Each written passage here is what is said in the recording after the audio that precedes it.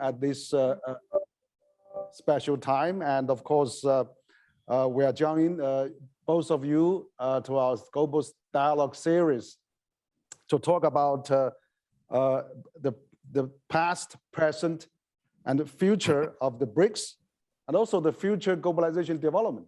So this is really a right time to talk about this. And actually, I know that Lord Jim O'Neill actually just published a paper on the BRICS at Financial Times 2 days ago. So it's really great to have you. But I'd like to first quickly introduce our distinguished guest today. Lord Jim O'Neill is a renowned economist and the creator of BRICS Acronym, and which later become BRICS. As we know, the BRICS stands for Brazil, Russian, India, China, and South Africa.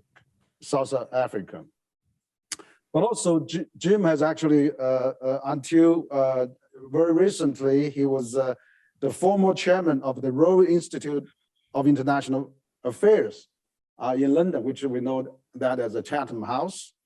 And he was also previously a former commercial secretary to Her Majesty, Treasurer of the UK in the government of David Cameron. And of course, and many years, he was the chief economist at Goldman Sachs. And recently, he became a member of the Pan-European Commission on Healthy and Sustainable Development. So you have many, many very important titles, and you have a huge impact. You know, here in Chinese, you've been referred as the father of the BRICS concept. So your name is no stranger here. So a lot of people knows that. And also, I'm very glad to have another friend of mine, and Mr. Leslie Maasdorp, and he actually is leading the New Development Bank, and is the vice president and the CFO of this BRICS 4 countries New Development Bank, and he actually held numerous important positions in both the government of South Africa and also private sector, but also including the managing director and president of Bank of America Merrill Lynch in South Africa. So in 2002, he was also the first African to be appointed as international advisor to Goldman Sachs International, where he and Jim, of course, where you and Jim worked together. So, you know, this is a very fascinating time. I just want to opening up on this. And this year marks the 20th anniversary of coining the BRICS concept by you, Lord Jim O'Neill. And BRICS also has evolved into an international global player, actually. You know, we had also 15 years anniversary of the BRICS summit and cooperation. And also now the concept of BRICS has been widely accepted and also recognized around the world. And also there's new countries like Indonesia, like South Korea, and many others actually are doing quite well. So perhaps, Jim, I can start with you. Maybe you can say something to our audience, which we carry live, both in China and outside China. And so I know you just published an article in the Financial Times, which is really a great article. We just saw that. I have a piece of your article there, and you talked about many interesting concepts. You give the review of the birth of the BRICS, but also you mentioned about your vision at that time. You want to expand BRICS role, and maybe at IMF and the World Bank and even G7, you were thinking of expanding that. So what's your assessment? Maybe you can give us some opening remarks on that. Thank you, Jim. Well, thank you very much, Henry. I hope you can hear me clearly. Yes, through my audio from London today. It's a huge privilege to join you to speak at such a prestigious series, and especially with my good friend Leslie. It's a great honor to be part of this discussion. I could probably spend the whole hour just answering this first question. So let me try to be very selective and as brief as I can. As you mentioned, I had an article published in the Financial Times 2 days ago, and because it is the 20th anniversary, actually a number of global media organizations are actually covering their own interpretation of the 20th anniversary throughout the week. I just think I heard this morning the very well regarded Nature magazine actually has got its own feature on the topic, which did include an interview with me too. And during the whole week, Bloomberg television and their journalists have also been running a number of different pieces. So perhaps I'll just try to select 3 opening comments, some of which I'm sure we will pursue in further parts of our discussion. In contrast to the headline that the Financial Times chose, it's important, as each of you know, that when you write an article for a newspaper, you never have any control over the title or headline. You only have control over the content. And the FT chose to have a headline that the BRICS have been a disappointment, which I think is has some truth on some levels, particularly at the policy coordination level. But of course, by definition, any group that involves China over the past 20 years, that is obviously very far from the truth. Because when I reflect on the economic developments of 20 years ago, and compare it to what our famous projections showed, China has surpassed considerably more any of the scenarios that I and my team assumed in the early days of the BRICS idea. And in many ways, and I'm sure is often a feature of many of your discussions with fascinating people, one of the most remarkable things of the economic history of my lifetime and before is the performance of China the past 30 years, 20 years of which has been a BRIC. It's also true that by and large, India has essentially achieved the broad growth path that we outlined. And that's why today China and India are so much bigger parts of the world economy than they were 20 years ago. It is the case, unfortunately, that the other 2 in the original acronym of mine, Brazil and Russia, after having a very good first decade where they surpassed also all expectations of ours, have actually had an equally very poor second decade. And ironically, each of those countries' share of global GDP is almost back to where it was 20 years ago.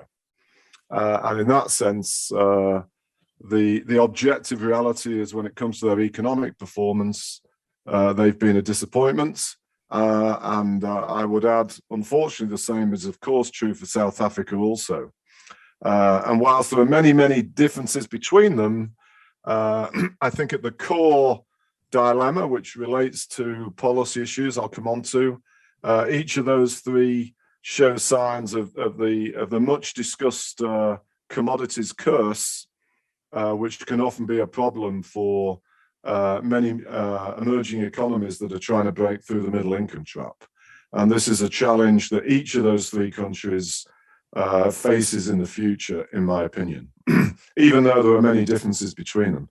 Second thing to say, as you touched on, Henry, especially in the very first paper of 20 years ago, my whole point of creating the acronym deliberately is a play on the English word BRICS, as in building bricks, is that it seemed already 20 years ago that global governance wasn't adequately represented by big emerging economies.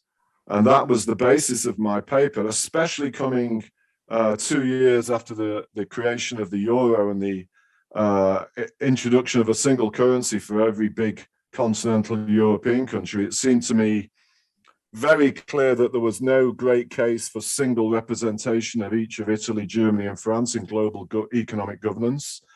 And so the G7 could be both consolidated and expanded to include important emerging economies.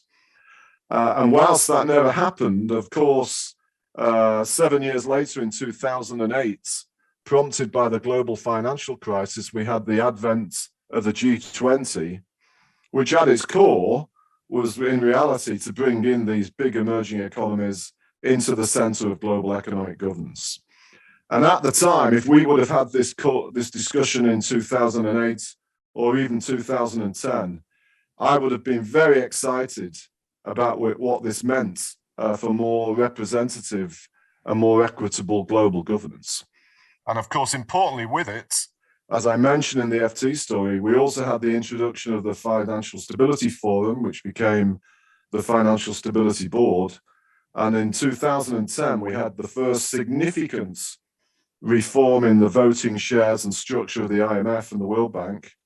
And with it, the change in the basket of the SDR to include the Chinese RMB.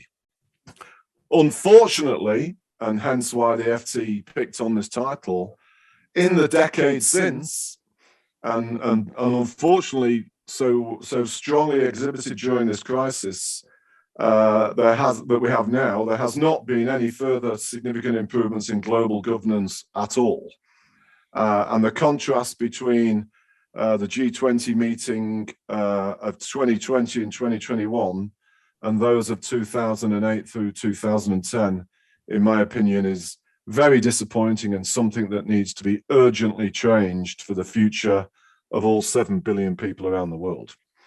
And then the third thing, very quickly, on the BRICS political group itself, I think, as I know, because I talk to Leslie about this quite often, on a sort of unnoticed level, there are very important positive developments that have taken place with a whole series of ongoing discussions between BRICS ministers, whether they be economic or health or political, that take place all the while. And by definition, that is a great development, as of course was the development or the introduction of the new development bank that Leslie represents.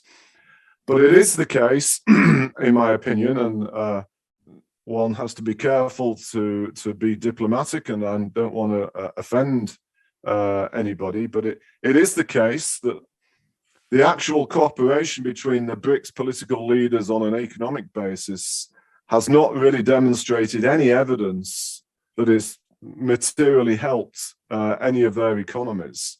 And I finish for now with the rather sober reflection that if you look at the collective economic performance before and since the BRICS political group was established, it has weakened. Now that may have nothing to do with the introduction of the BRICS political group, but it certainly raises the possibility, as I've touched on, that they haven't so far done anything to ensure stronger economic performance between them. But I apologize for already talking quite long, but as I said, I could have talked for the whole hour, and I'm sure we'll come back to some of these topics. No, thank you, Jim. I think, as the creator of this BRICS concept, actually led to the BRICS country groups and also summits and all those things. I mean, the origin is from you. I mean, you are very visionary in terms of proposing this very practical idea, and then you are a champion for the BRICS countries. I think, even though I think FT has actually used the title as little sensational, but actually the BRICS countries still, I mean, as an emerging power, is still particularly China, is doing still relatively well. But maybe just follow up on your this opening remarks. I just wondering that you envision at that time that the global governance system maybe can bring in more BRICS countries to participate. We shouldn't be a Western country dominated the system. You recommended that BRICS countries should be have more share in the international mechanism like like MIF, World Bank, I mean, and institutions like that. So, and of course, G20, but actually, you know, we see some ideological and political divide on the G20. But also you mentioned about G10, G7. Can that be expanded to G10, maybe including a few BRICS countries? Those are really very, very good ideas, I think. So what do you see the BRICS countries in the global governance system? Now, you know, I mean, we have to really work together as a multilateralism.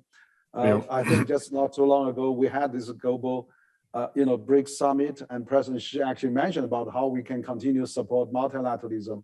And so what do you see the BRICS countries' role in the future in the global governance? Any new ideas or recommendations? I can't, again, three very quick, but in this case, definitely much briefer responses.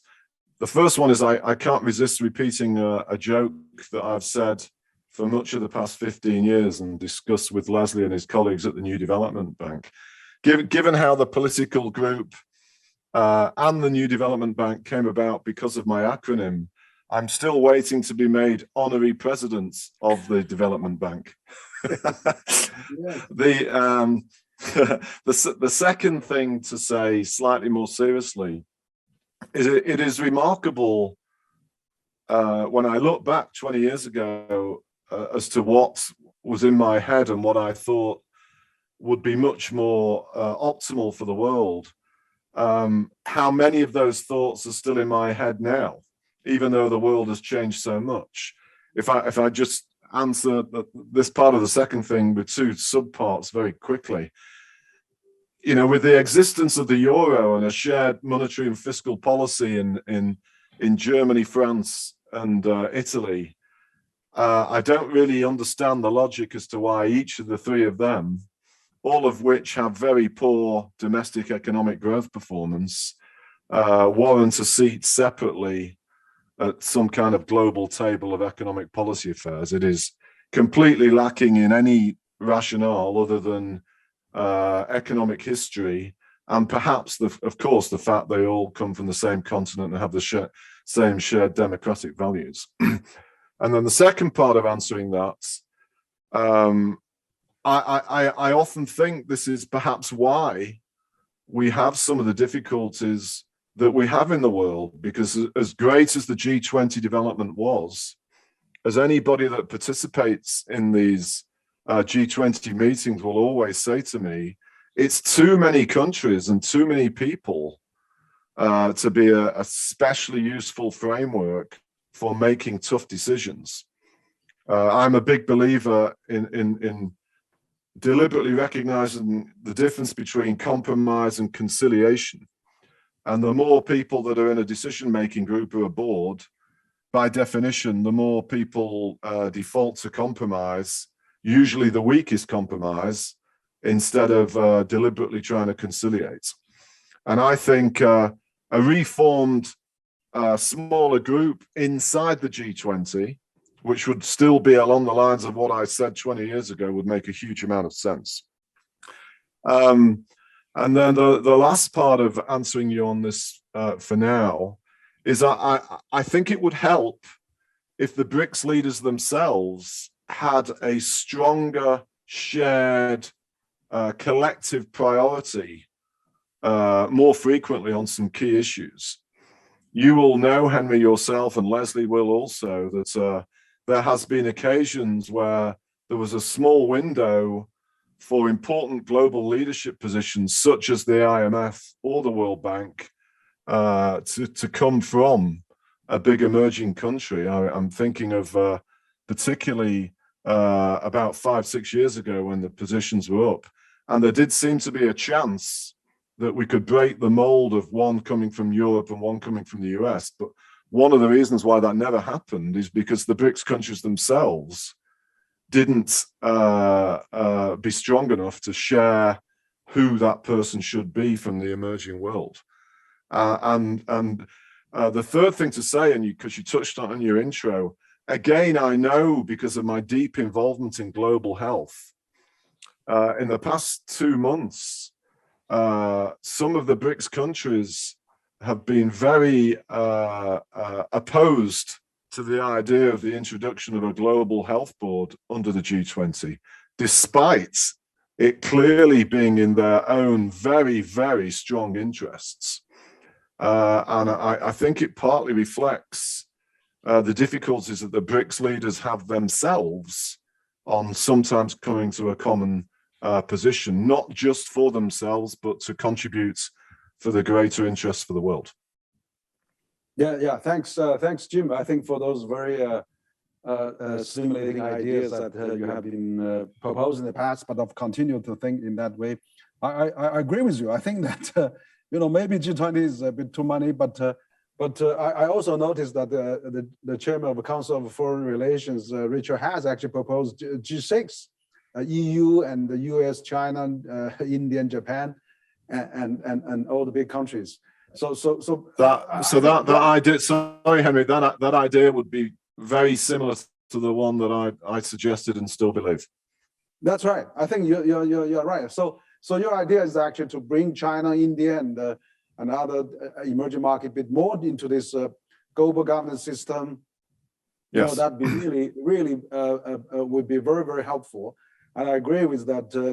If this old global governance system, including health system, is dominated by West countries, and then maybe sometimes getting politicalized, those BRICS countries probably reluctant to play part. But I think we need to create a climate gradually to improve that. I agree with you.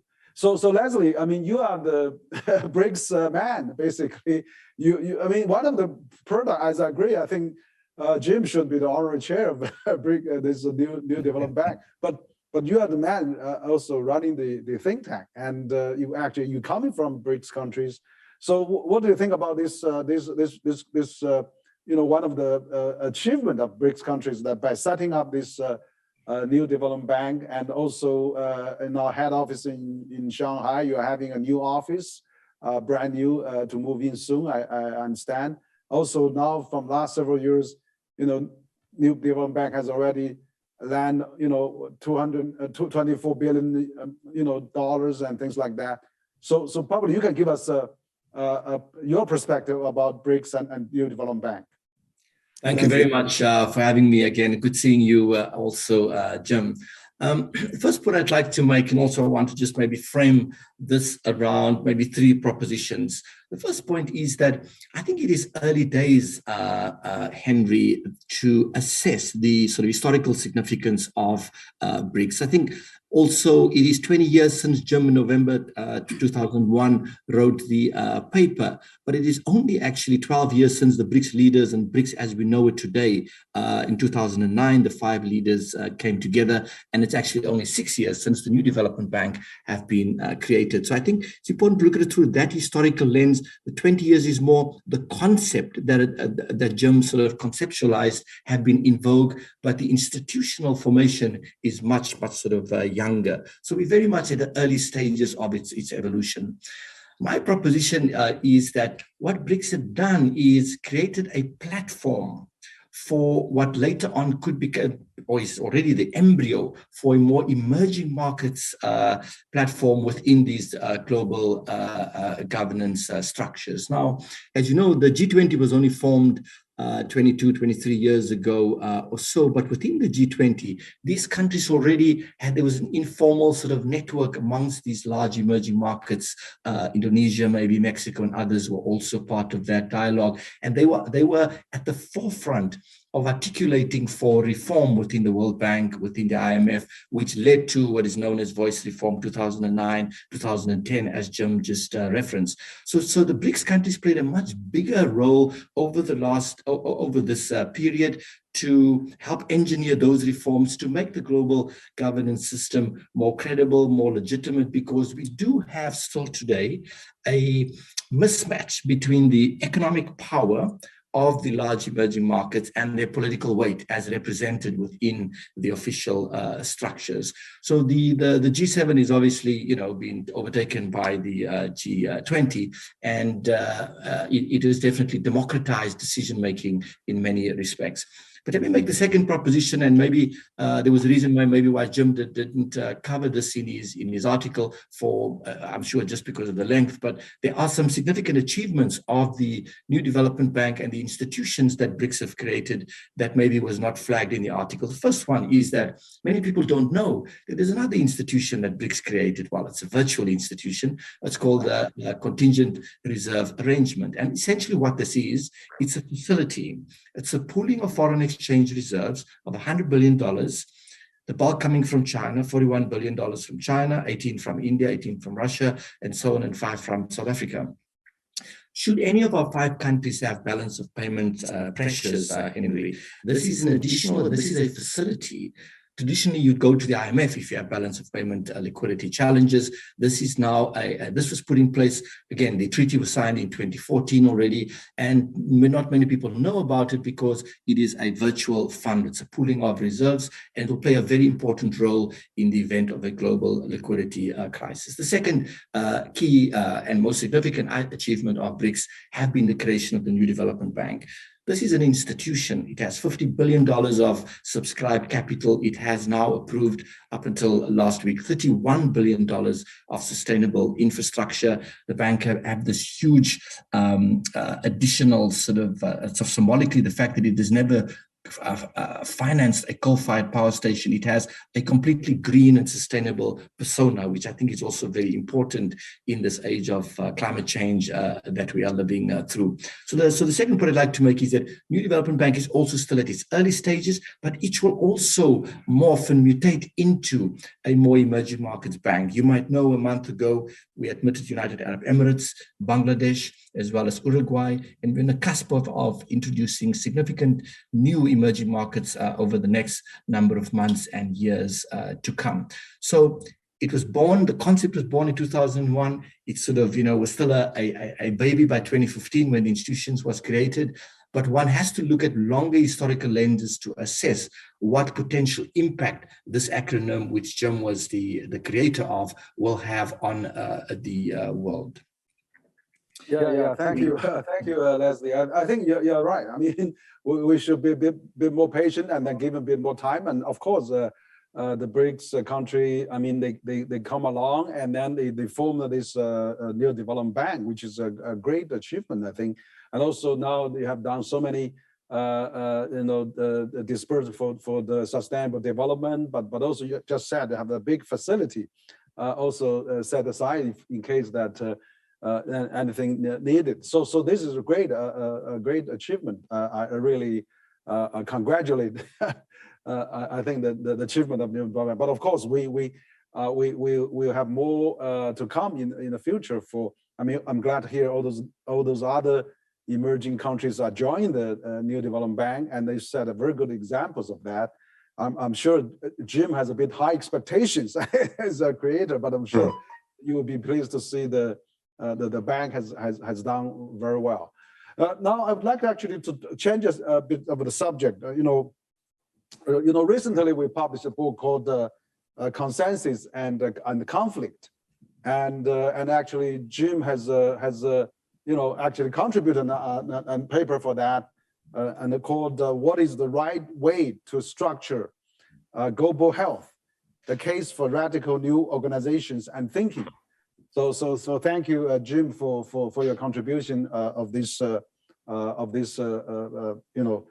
paper to the book that myself and Alistair Michu, both of us edited, and it's actually published internationally by Jim talked about Nature, actually by Springer Nature publisher, and then that book has actually already downloaded over 110 and 200,000 already around the world. It's really a great book that has been well received. It's called Consensus of Conflict: China and the Globalization in the 21st Century, and of course we have you contribute a great piece to that on this read article. It's really great. What is the right way to structure global health, which is a timely subject, and in the case for radical and new organizations. So as you wrote in this article, actually, Jim, you wrote about your experience in leading a group called the Global Review of Antimicrobial Resistance. So AMR investigated the lack of development of new use for antimicrobial and excessive use of antibiotics and its risk and enormous economic cost from the global health threat, which has been, also proven by the COVID. So maybe just in time we talk about this, the idea that you have in this book, how the international global health system and how the, recently the outbreak of Omicron as another variant of COVID virus, and then continue to spread of the Delta variant. So what's your, maybe can you elaborate on your concept about this global health reorganization?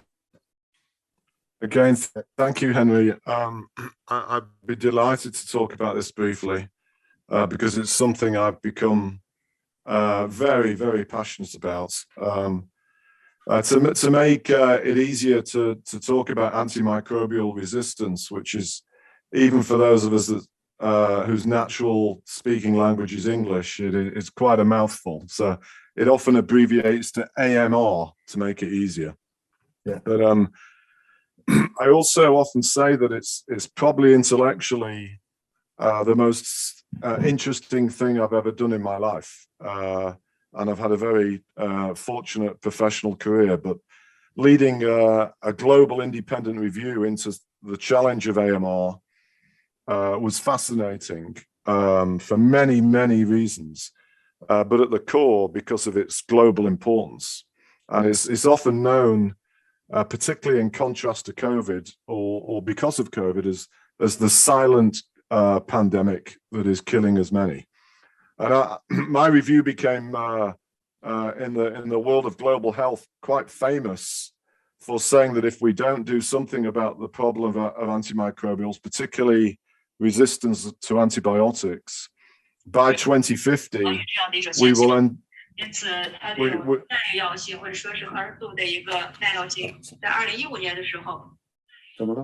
can hear. Yeah.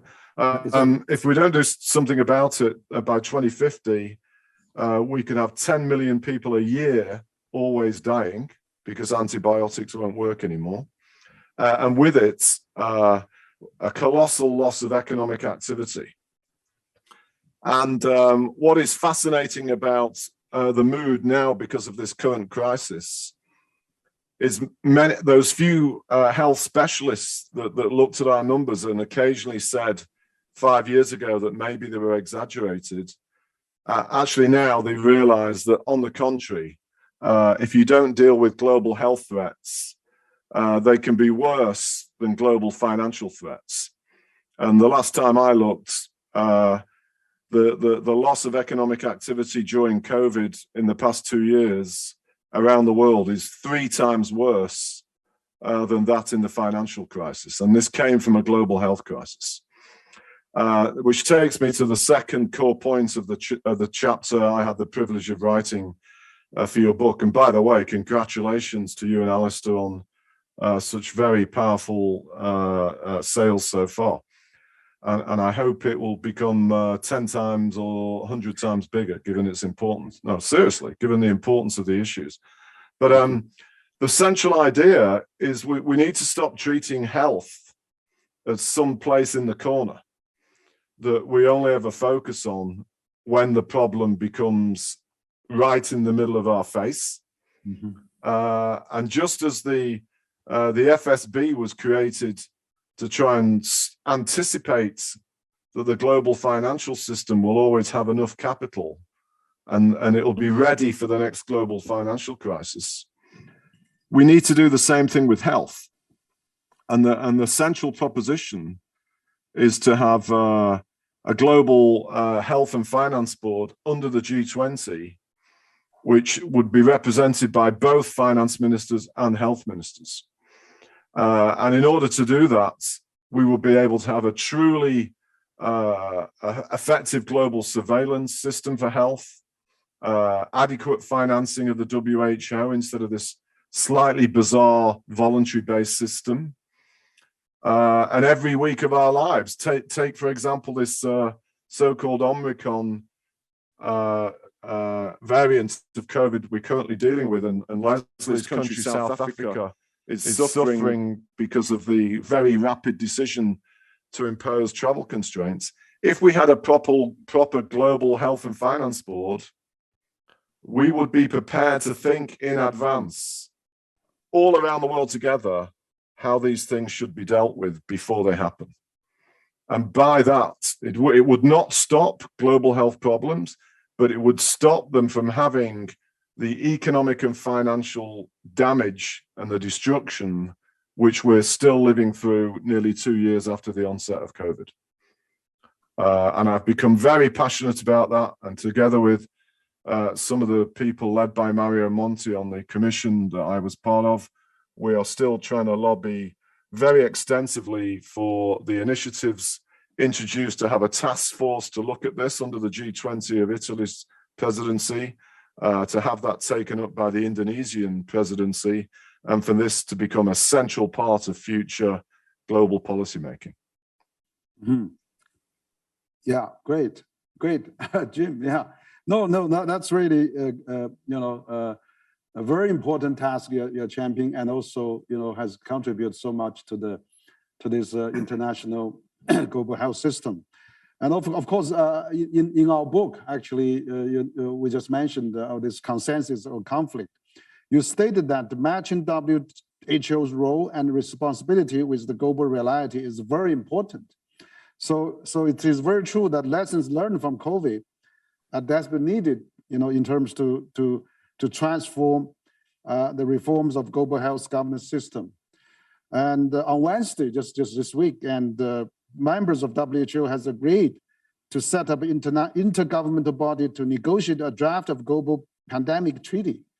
And so do you see a good sign? And so in terms of global health reform system and the global governance on that, where do you see, countries like, BRICS countries, China, European, EU, American, and how we can work together rather than, we have become so political, Yes. driven by different countries or source of the region. I mean, it should be coming, either from nature or animal, but we can have a predetermined is a man-made from lab.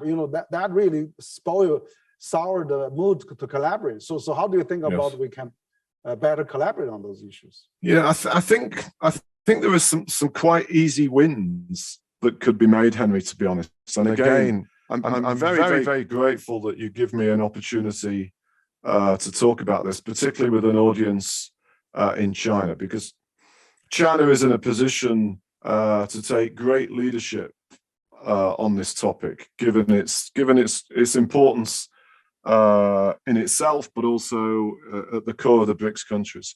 But I'd say three very easy things need to happen. As I said, there has already been a task force now established following the G20 meeting, and I know that the WHO is in the center of trying to see how to implement two parallel things. How could you practically implement a global health and finance board? And secondly, how can you ensure representative financing of something like global vaccine distribution, or money for new antibiotics, or many other things, but crucially, the financing of the WHO itself. When we stand back from what's going on and look at it from 40,000 feet, the WHO should be financed in the same sort of way that the IMF is, for it to be a voluntary thing, which allows, for example, the brilliant contributions of the Gates Foundation to be a crucial thing for such a centrally important organization for the world. It's crazy. And so we need to get, hopefully under the Indonesian presidency, some agreement to these simple things. And the final thing to say, which I'm describing as simple, but this part of it is going to have to emerge through time. I think involving the private sector, especially in the West, we need to rediscover what I describe as profit with purpose. In the world of high finance, for much of my professional life, a lot of international business appears to be profit for the purpose of profit, which is great. Making a lot of money is great because that's what generates wealth. But we have to make sure that societal challenges can't just be regarded as the responsibility of other people, and have that at the center of allowing and supporting our policymakers to think more inclusively of what economists describe as externalities, and internalizing them to be part of regular thinking. And that goes back to why a global health and finance board is so powerfully needed, which, by the way, is not that different than what we need, of course, to tackle climate change. Yeah, no, I think you're right. I mean, on the climate change, I mean, we had, China, US actually issued a joint statement there. So it shows that you can be collaborating and take some lead on those two big countries. Sorry, Henry. One other important point I meant to mention very quickly is when I discussed this with an astute Chinese observer recently, when I was bemoaning the fact that I didn't think China were as enthusiastic yet for this idea as I hoped. This person pointed out that so far in the brief history of the Financial Stability Board, every leader, the 4 leaders of the FSB, have all come from G7 countries. And therefore, going back to our earlier points, if you really want to create a new body that is truly shared by G20 members and inclusive of emerging countries, a very sensible thing from Western countries is to consciously, deliberately encourage a leadership position in terms of a president or chair from an important emerging country. Yeah, absolutely. I think this is again visionary, and then you are really a champion for the BRICS countries. You're absolutely right. As a matter of fact, China is doing quite a lot. I mean, since the pandemic, China has pledged President Xi actually pledged $2 billion to developing countries. I know that President Biden pledged another $2 billion at the G7 summit, and President Xi pledged again another $2 billion in another. So I'm glad to see that kind of a healthy competition. But also, China has donated almost 2 billion doses of vaccine. And just this week, President Xi announced at the FOCA, China-Africa Summit, China has donated another billion, and also including joint production of another billion vaccine to African countries. So China actually does a lot already. And but you're absolutely right.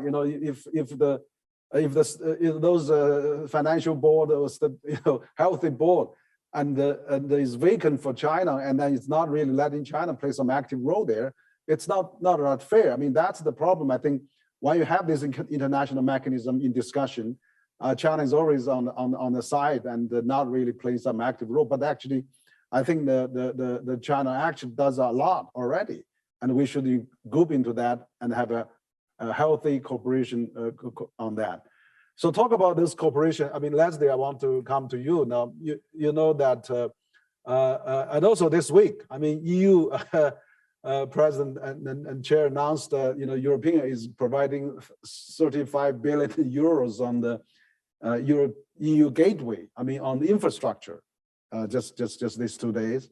And of course, President Biden, passed a law about 1.2 trillion infrastructure bill, and G7 also proposed Build Back Better World, B3W.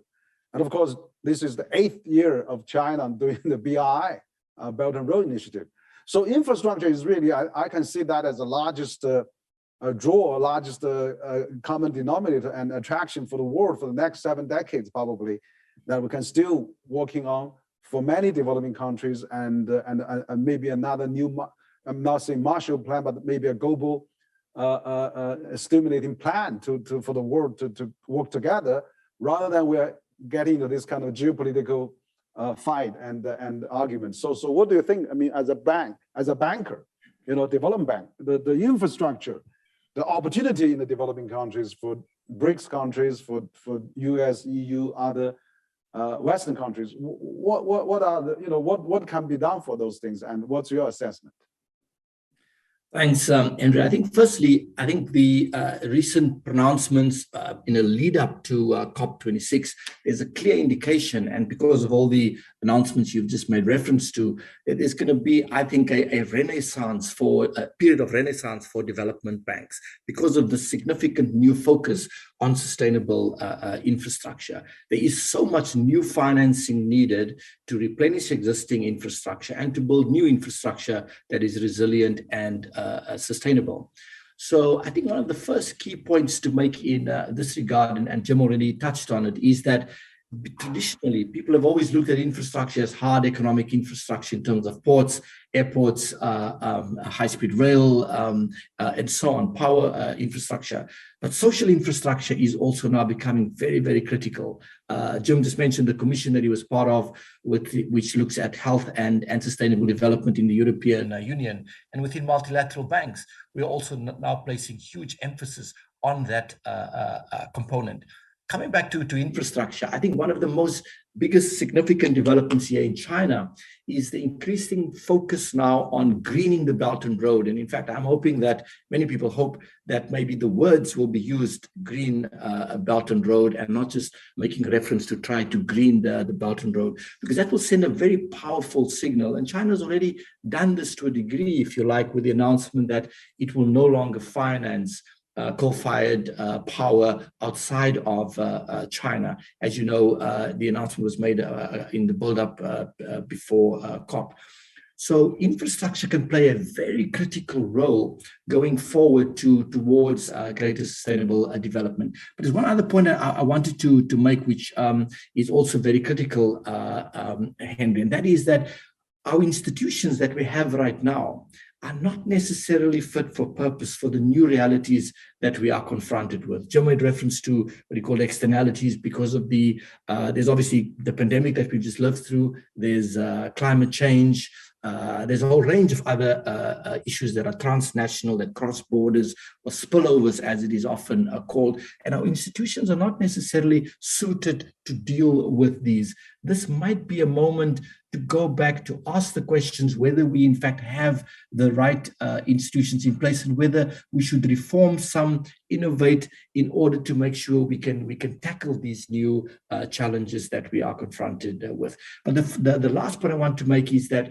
the biggest potential, game-changing potential for the infrastructure is mobilizing capital from the private sector. As you know, Jim, public sector is very constrained fiscally. Multilateral banks have capital adequacy limitations. The biggest pools of capital is out there in institutional, in terms of the pools of savings, are in private hands. We need to find a way to de-risk infrastructure in such a way that we can make it attractive for these institutional investors to invest in sustainable infrastructure. And a lot of that is being done at the moment. And I think we're going to see a significant movement towards crowding in private sector capital in the next 5 to 10 years. Mm-hmm. Great. Yeah. Thank you, Leslie. Yeah, absolutely right. I mean, there's many things. I mean, social infrastructure is also very important. Health system, financial system, and of course now we're talking about hard infrastructure, where I think all the world I think we're on a consensus now. The world needs infrastructure. I mean, from US, EU, China. China probably does the best now. The total length of the speed railway in China is equal to the next 10 countries combined. Probably where the US military budget is equal to the next 10 countries combined. Maybe we should spend more on the infrastructure worldwide, and that's why I really think that Jim is really great, a visionary when he talks about how we can reform IMF, World Bank, and we have more emerging countries participation there, which I think is really a very wise suggestion. But now, Jim, I mean, World Bank, and now we also have other development banks. We have AIB, Asian Infrastructure Bank, and we're New Development Bank. Can we have some kind of international bank board of some kind, or a consortia, alliance of can we combine B3W and BRI, and or maybe upgrade the AIB to GIB, a global infrastructure bank. So something in that direction, because I see how we can multilateralize this global initiative on infrastructure. Maybe it's time now, if this is the consensus of every major countries, why can't we work on this? Because now you see the WTO actually, because of this virus, we are postponing the MC12 at the end of this month now. And but infrastructure seems every country has the consensus. But how we tackle that? How we can really work with BI and B3W? Jim, your opinion, please. I love the spirit of how your mind approaches this question. It's very consistent with the spirit of how my own mind is. Especially since I led the AMR review, and that we need to have people open their minds to think a bit more, let's call it laterally, instead of in such a narrow conventional way, because otherwise, as the past 20 years or longer has shown, we cannot deal with the challenges that the world is faced with. And three specific quick things in this regard. First of all, I can't miss the opportunity in this regard, in the spirit of Leslie's comments about social infrastructure spending, but linking it to global health. One thing that all 5 BRICS countries share very clearly is the significant challenge with drug-resistant TB. And I have said for many, many years, an obvious, simple, clear area of genuine, fruitful policy cooperation for the BRICS countries is to try and finance new, effective vaccines or drugs to deal with TB. Because otherwise, the BRICS countries will not reach their potential. And that's just one simple example. But secondly, in the broader spirit, arguably, as both of you would know, the World Bank's investing arm, the IFC, already could be the basis for exactly such a more ambitious global entity. But the IFC and all these other ones need to think in a truly global public purpose sense. And the last thing to say in the context of this, and I throw it back to the wonderful spirit of how your mind is approaching it, Henry. The idea of a global health and finance board should be seen really ultimately sometime in another decade or longer, a global public goods board. In that we have a world in which economic policy is not just trying to deal with very narrowly measured outcomes that are defined by conventional macroeconomics. Because what we have found in our lifetime is they generate these enormous externalities. And they become so big that they threaten the very framework in which we all live on. And so you are exactly right about the kind of degree of open-mindedness and the degree of thinking of these things in a different framework than we have done for much of certainly of my professional lifetime. Yeah. Thank you, Jim. I think you're right. China is actually one of the transformation. China was able to lift 800 million people out of poverty. I think this great infrastructure transformation is taking place in China. So now they want to probably collaborate with the world on those infrastructure. That's where BRI is really implemented for the last 8 years now. And as a matter of fact, we're just tomorrow the China-Laos railway will be opened.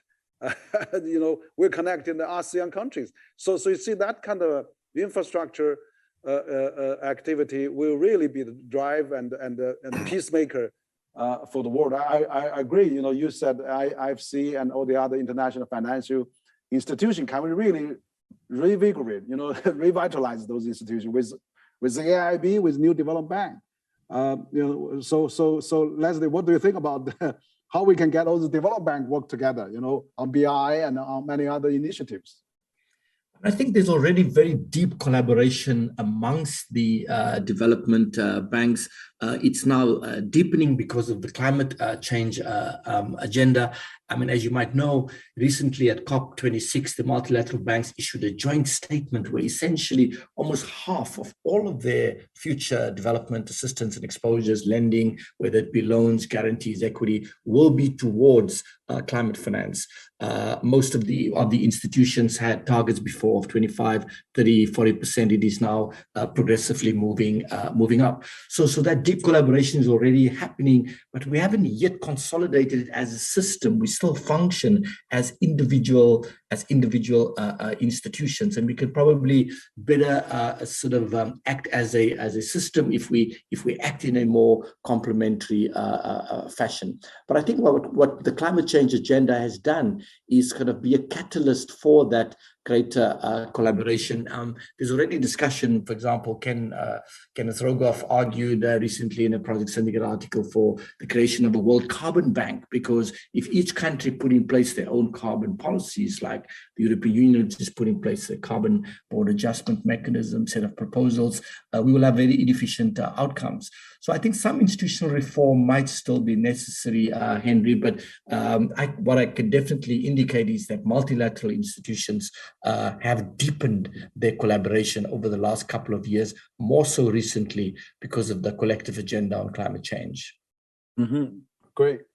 Thank you, Leslie. Yeah, I want to come back to Jim for another question. When you served as a commercial secretary for the UK government, and all those international, the new trading schemes, like RCEP will be effective January 1st. CPTPP is another emerging new global, at least for the Asia Pacific trading system.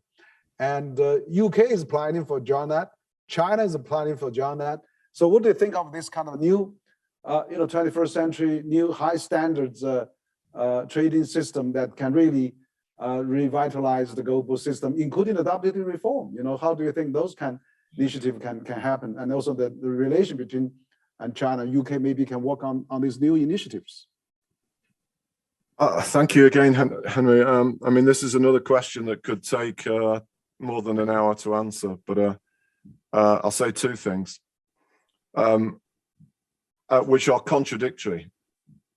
First of all, and this is talking very much as an economist, quite often I think people over-exaggerate the importance of legal trade deals.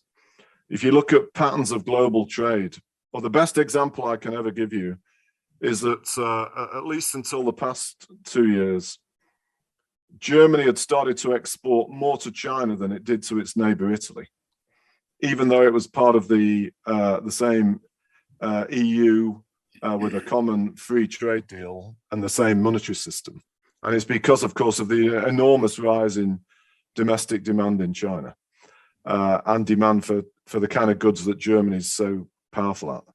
And the truth of the matter is global trade is really driven by relative rates of domestic demand.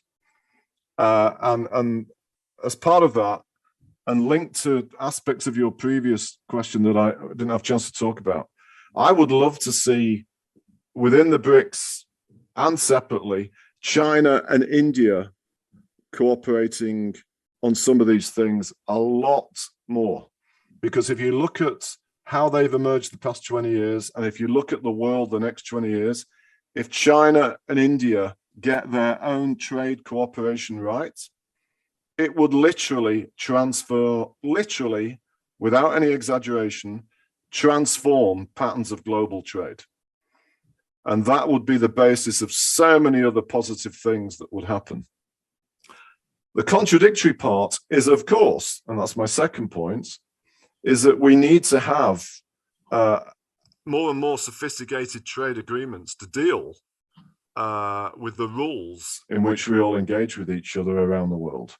But it is not as important as making sure the countries that are behind those trade deals want to see the opportunities being equally shared between them around the world. Mm-hmm. Yeah, thank you. Yes, I agree. I mean, absolutely. I mean, the BRIC countries should really have further collaboration. I mean, they are already, very, very important in the players. And I think that, particularly as you mentioned, China and India, I mean, being the two largest neighbors, I mean, have a similar 1.3, 1.4 billion people. And there's so many things. I've been to India a few times, and I saw so much potential for China to companies to work there. I mean, there's so much to invest and to collaborate. And of course, I think, if we can really get these two countries collaborate, I mean, you're right. The global trade pattern could be changed as well. And because China has already become the second largest economy, and you projected India could someday take over Japan, the third largest economy, and that could still happening. And I think there's all the reasons that we should collaborate for the BRICS countries. That's what the President Xi said. At the BRICS summit, the multilateralized, and we should support and collaborate and work together.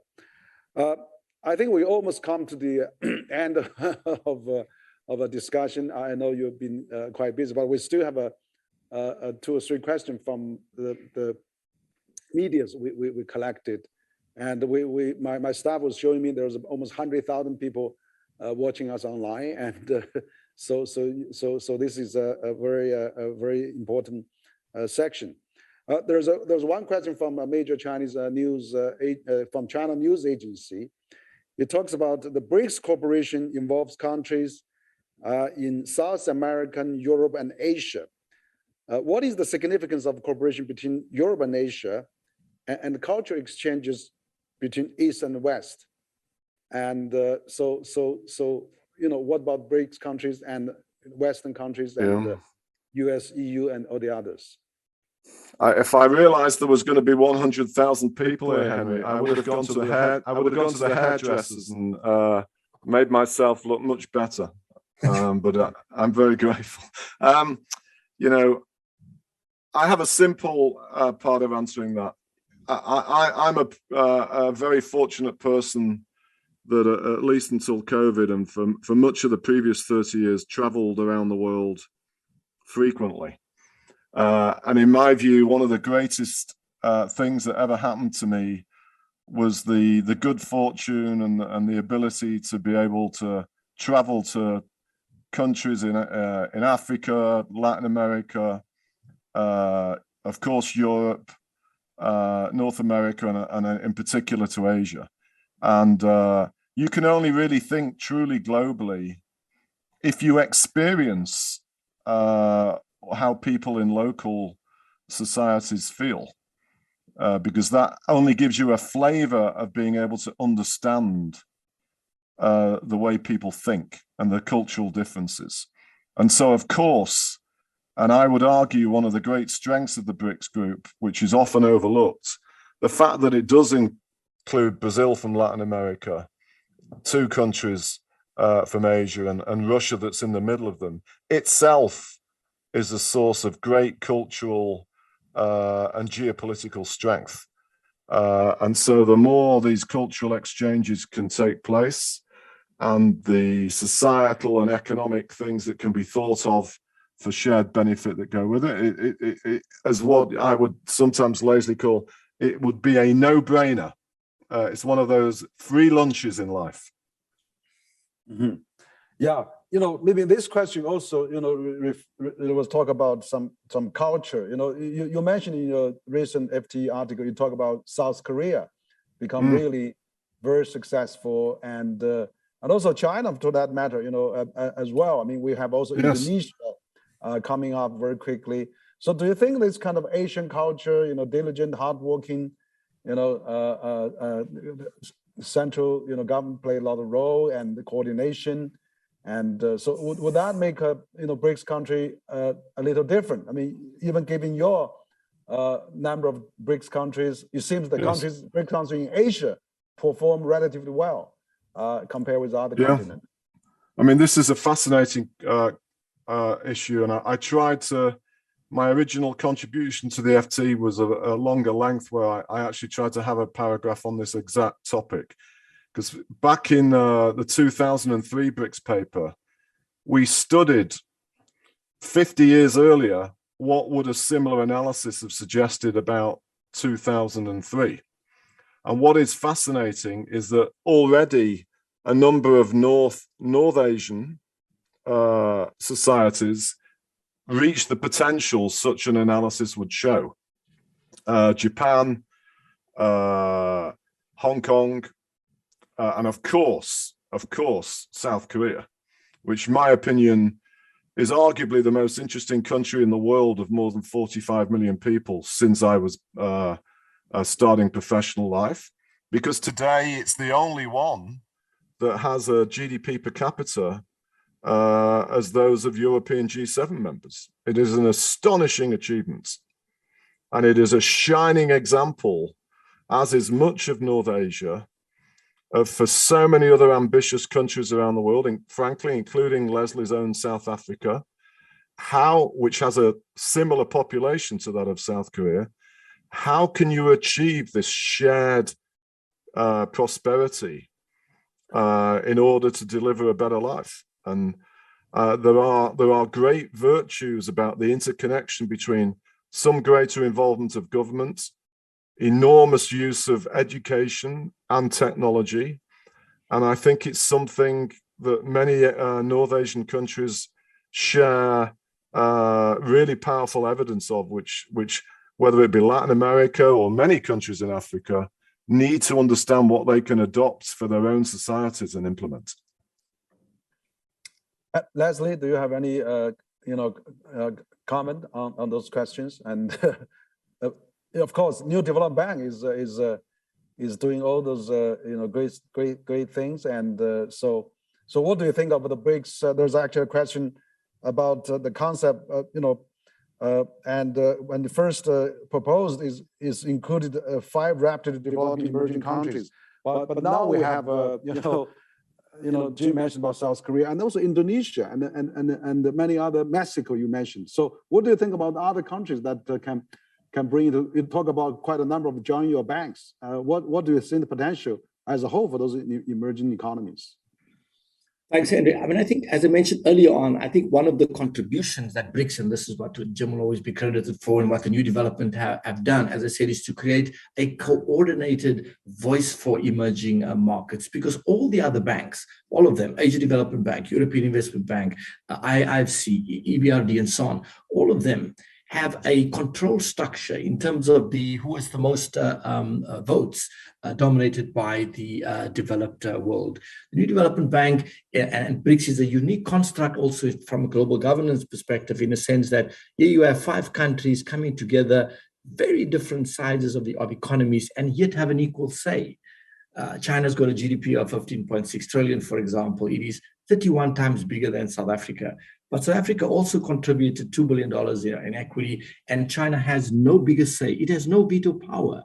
If you look at the control structures in the world since after the Second World War, when the IMF was formed, the World Bank, and so on, obviously the US was the biggest economy way back at 50% in 1944. So they entrenched control structures for themselves. But today, here you have the second largest economy sitting as an equal partner with a much smaller economy. So from a governance perspective, you also have a unique experiment, which one can see as reasonably successful. Clearly, what is required now is to take a fresh look at globalization for countries like South Africa, for countries like Brazil, to see how can we become the South Koreas in the next couple of decades to come. There was I would argue, and time is too short now to sort of make the case that there was a sort of favorable period of globalization, which I think enabled the rise and growth of Korea. Favorable factors also here in Asia, which encouraged and enabled the industrialization of Korea over the 1970s, 80s, 90s into what, as Jim has said, now in the top 10 GDP per capita. But there's a lot of lessons we could certainly learn from Korea as a shining example of a country that was transformed from, developing country GDP per capita in the 1960s. In fact, I think Korea had the same GDP per capita as Ghana, for example, today. And if you now look at the countries in economic size. It is just so different. So in short, I think that the world has changed quite fundamentally, and we need to derive lessons and extract what we can learn from those success stories to try and reproduce them. Yeah, that's great. I mean, you said something very significant. You know, war has changed profoundly, and I think the governance system of new development banks, you know, every country is relatively equal and have a really you know, important role to play, and that really fits Jim's vision. You know, that new emerging countries should be more into the, you know, globalization that after Bretton Woods system. You know, we should really reform that and participate more so that we can really you know, reduce our geopolitical tension. We have more economic say and economic benefits of that. So that's really the spirit. I think Jim has already demonstrated, you know, 20 years ago, and you've been really practice that at the New Development Bank. And so that is really something we should really, you know, other countries, particularly current developed world G7 and also international governance, we should think about, you know, this kind of new governance style. I now have a final question actually from a Brazilian newspaper, you know, also from the correspondent Marcelo Neill. He's the chief correspondent based here in China, and he heard about Jim will appear on my program, and he actually raised two questions from the Old Global, which is a Brazilian major, one of the major Latin American correspondent in China.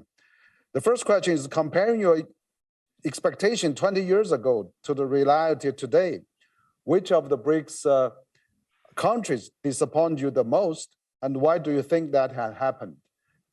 First question. Second question, what should be the BRICS main focus today to help with a better global governance? So Jim, we will let you to answer this question raised to you.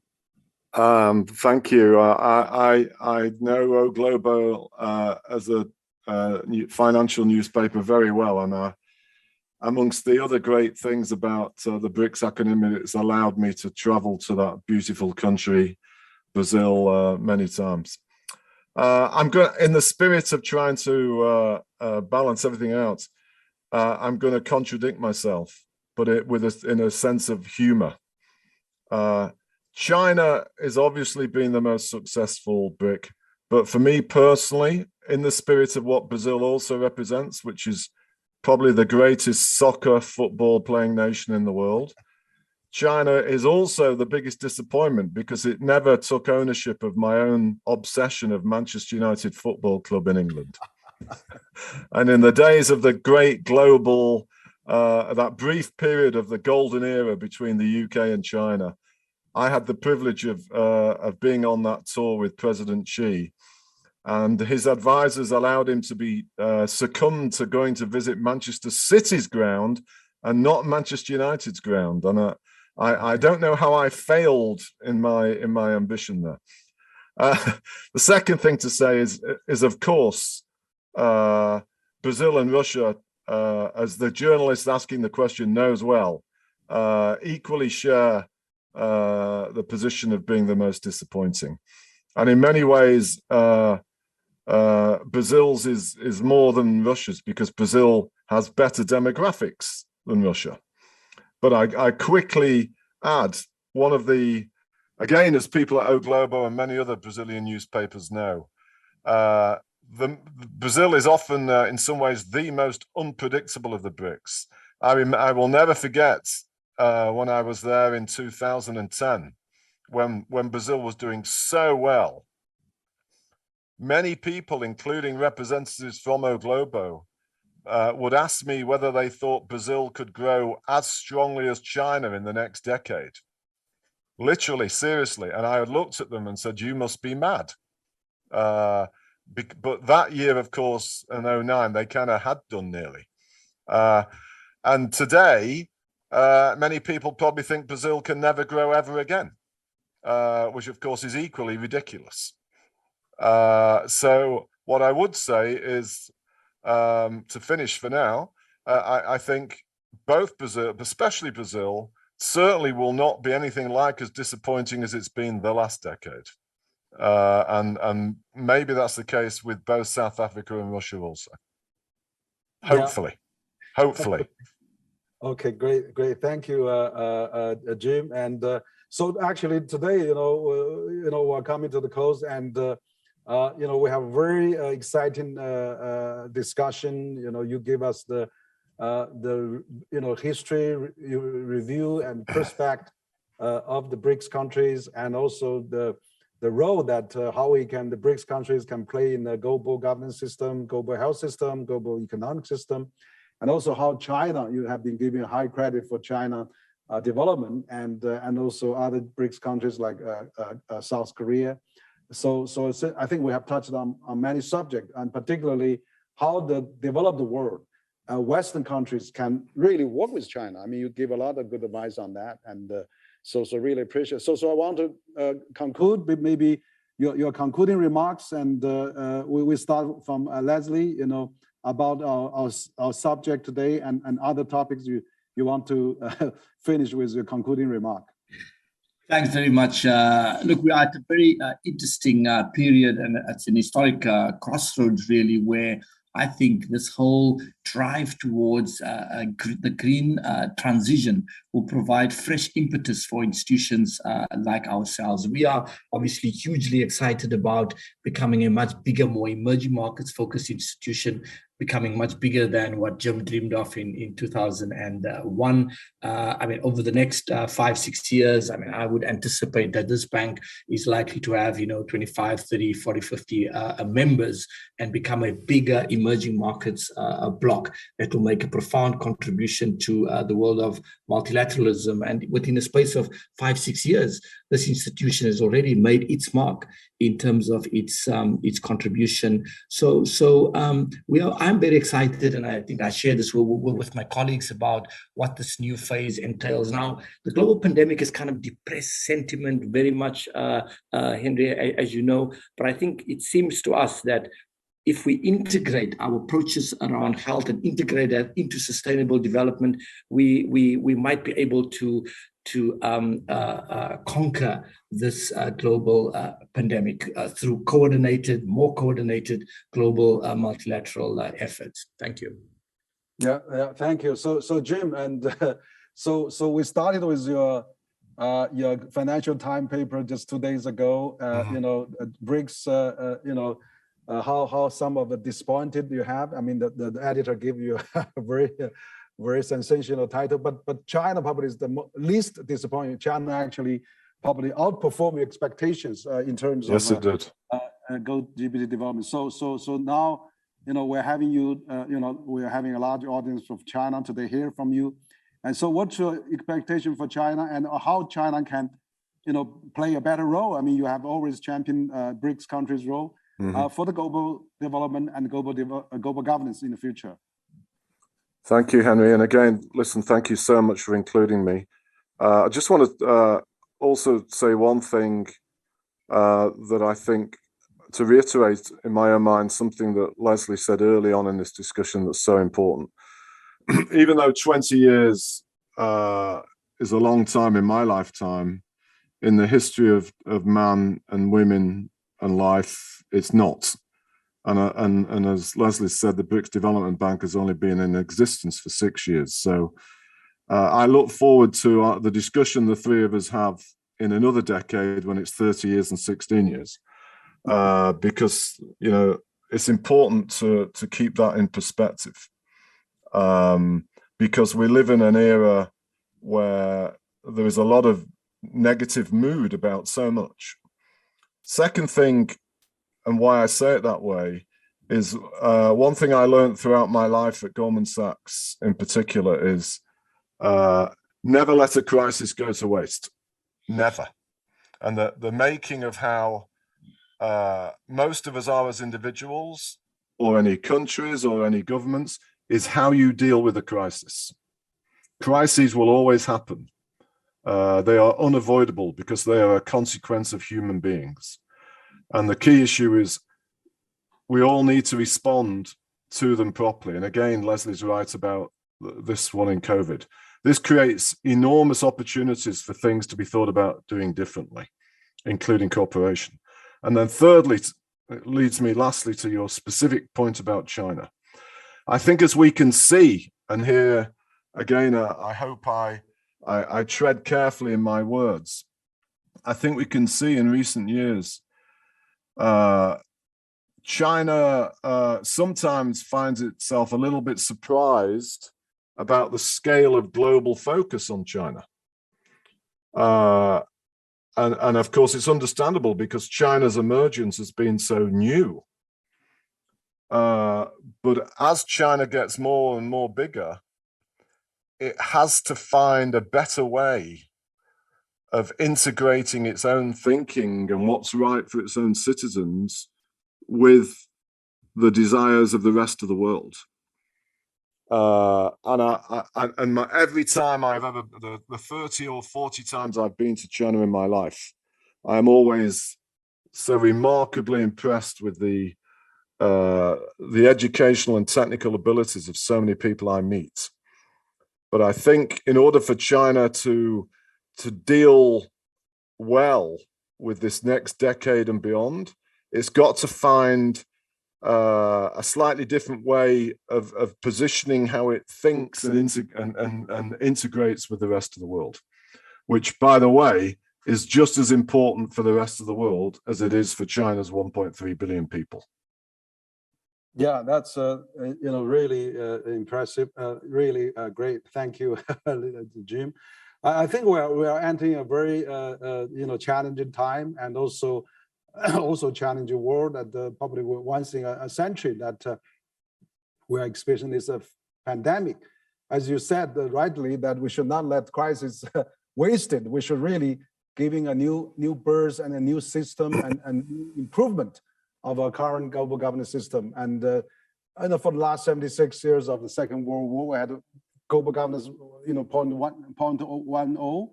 1.0, of course, global governance 1.0. Now we're getting the global governance 2.0. So I really thank you for your proposing the BRICS countries, proposing China, and give the credit of China performance. But I think the world should really work together and with the developing countries, with all the G20 countries, and I think that development banks actually has a very good example of how we can work together. So thank you for creating this concept 20 years ago, and now we have the chance to talk, and I hope that actually after another decade we can come talk again. So really appreciate your time, and thank you and Leslie for sharing your wisdom, and thank you so much, and also thank our audience tonight. Thank you. Okay, goodbye. Yes.